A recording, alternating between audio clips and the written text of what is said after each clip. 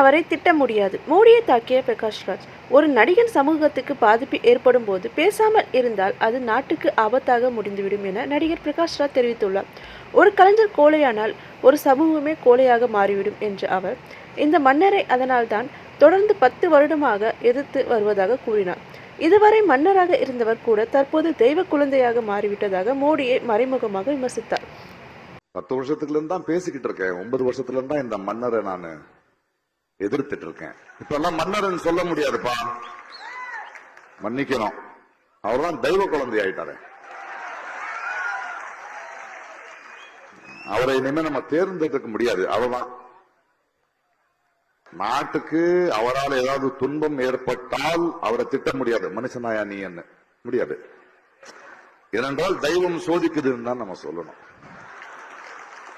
சரி, அவன் எப்படியும் போவான், அதுக்கப்புறம் பேசிக்கலாம்.